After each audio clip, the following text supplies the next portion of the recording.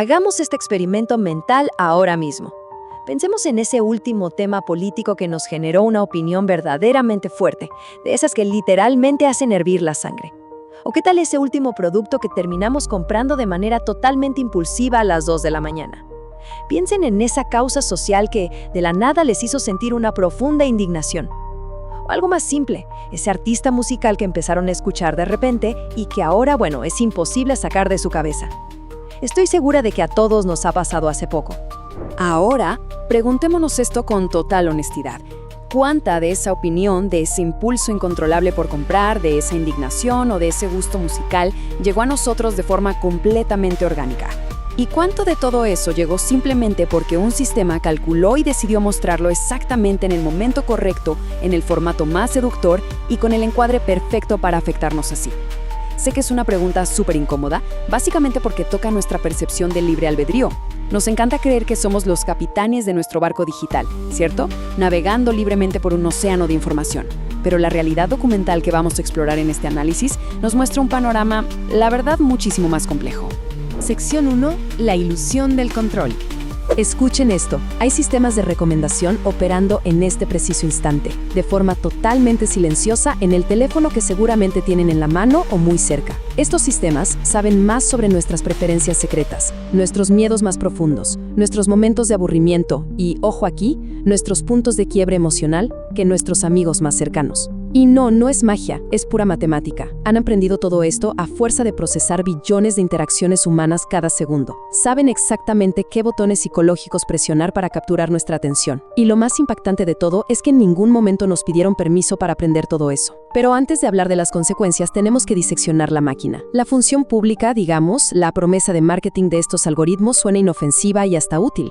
Queremos mostrarte lo que quieres ver antes de que lo busques, para ahorrarte tiempo. Suene bien, ¿no? Sin embargo, el objetivo clínico y real de estas plataformas comerciales no es darnos gusto.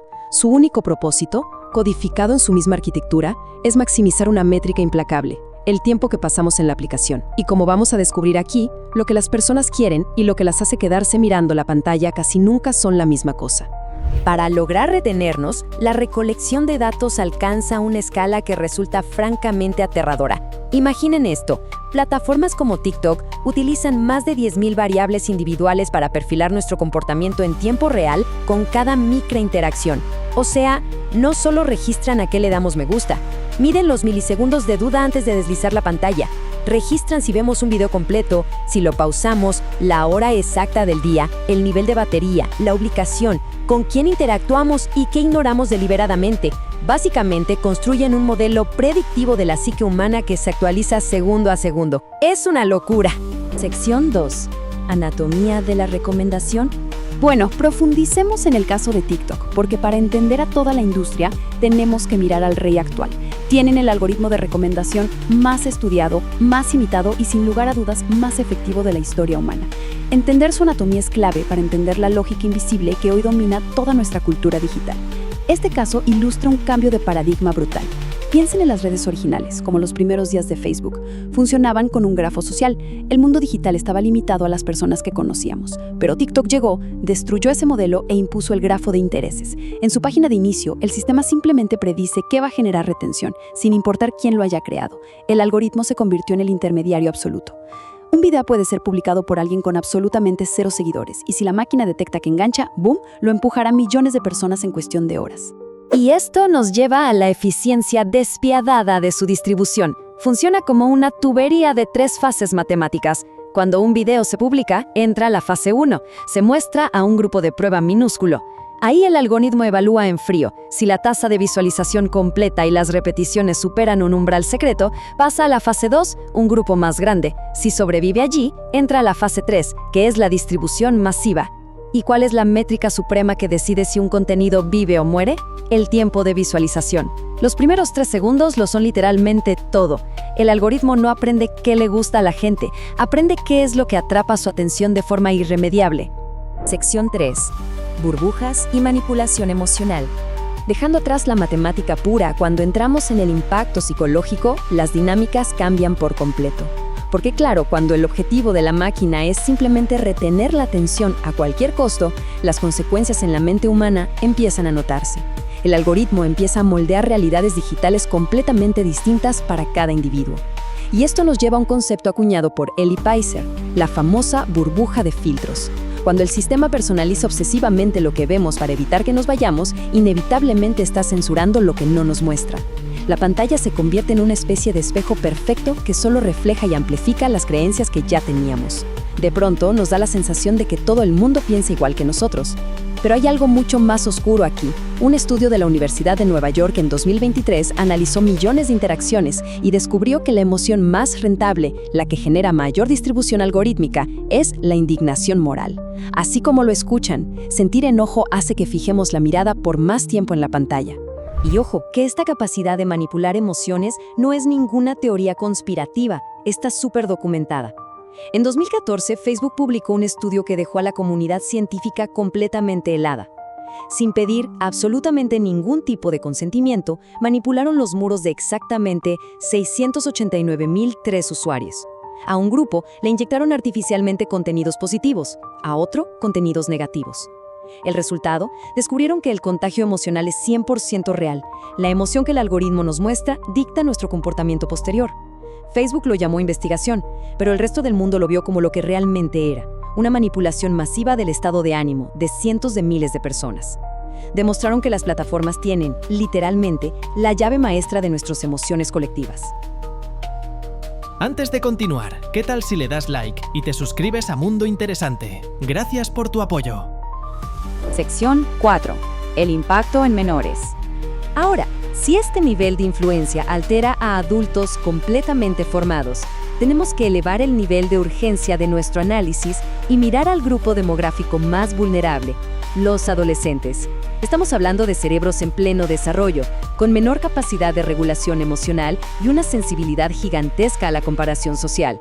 Y se están enfrentando a supercomputadoras diseñadas específicamente para retenerlos. Al algoritmo no le importa si tienes 15 o 50 años, solo optimiza la retención. Un estudio súper desgarrador de 2023 de la Universidad de Massachusetts puso esto a prueba. Crearon cuentas simulando ser niñas de 13 años con un ligero interés inicial en la pérdida de peso. Lo que descubrieron te pone la piel de gallina. En tan solo 30 minutos de uso, la máquina empezó a inyectar contenido de dietas extremas. Y en solo 3 días, el entorno digital completo de estas cuentas ficticias estaba dominado absolutamente por contenido que promovía trastornos alimentarios severos. El sistema no tiene moral, no tiene intención de dañar. Simplemente calculó que ese contenido extremo generaba alta retención en ese público y pisó el acelerador. Como se imaginarán, la gravedad de estos datos provocó un estallido legal sin precedentes. En 2024, más de 40 estados en Estados Unidos se unieron en demandas colectivas contra Metas y otras corporaciones. Y estas demandas no se basaron en simples especulaciones, se basaron en evidencia interna que probaba que las empresas sabían del daño innegable a la salud mental de los menores, pero eligieron deliberadamente mirar hacia otro lado y priorizar su crecimiento corporativo.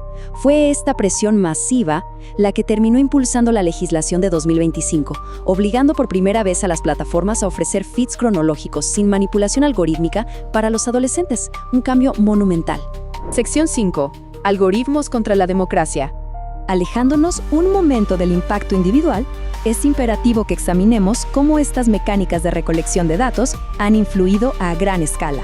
Manteniendo una perspectiva completamente neutral y basándonos estrictamente en los datos, podemos observar cómo estas herramientas han sido utilizadas para influir en los procesos democráticos a nivel global. Esta línea de tiempo que estamos viendo detalla una escalada sistemática. Fíjense, ya en 2010, investigadores documentaban cómo un sesgo sutil en las búsquedas de Google podía alterar la intención de voto de los indecisos hasta en un 20%. Para 2016, todos recordamos el escándalo de Cambridge Analytica, donde extrajeron perfiles psicológicos de millones sin permiso para lanzar propaganda hiperpersonalizada.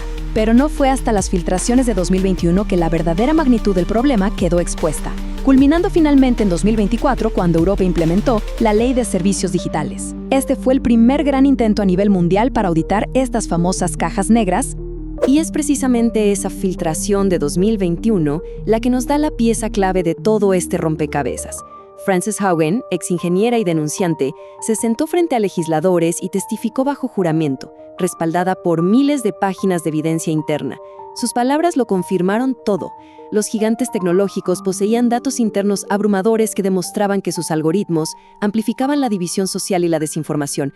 Lo sabían perfectamente, pero intervenir y limpiar el ecosistema significaba reducir la fricción, reducir las peleas en los comentarios y, por ende, reducir sus millonarios ingresos publicitarios. Frente a esa disyuntiva, eligieron la inacción calculada. Sección 6. ¿Cómo recuperar el control?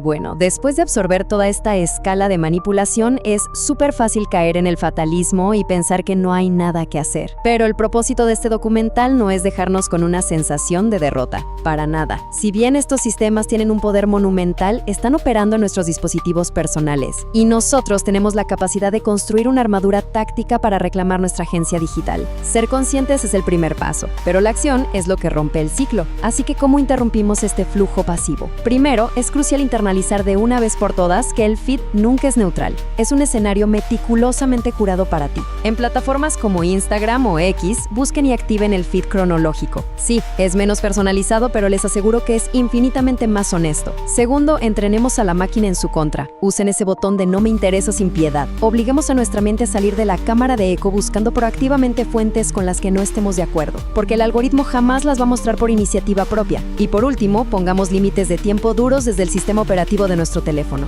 Para cerrar esta exploración, creo que debemos entender algo fundamental. El algoritmo no es un villano de película, no es intrínsecamente malvado, no tiene intenciones, ni moral ni alma. Es simplemente una herramienta excepcionalmente eficiente, diseñada por humanos para extraer un recurso finito, nuestra atención. Pero el problema es que al ceder nuestra atención tan pasivamente, estamos entregando la materia prima con la que construimos nuestra visión del mundo. Sabiendo que la indignación colectiva, nuestros miedos y nuestros impulsos pueden ser prefabricados en un servidor lejano, la verdadera pregunta con la que nos quedamos hoy no es sobre tecnología, es una pregunta profundamente humana. Si una máquina decide lo que vemos y lo que sentimos todos los días, a largo plazo, ¿quién decide realmente en quiénes nos convertimos?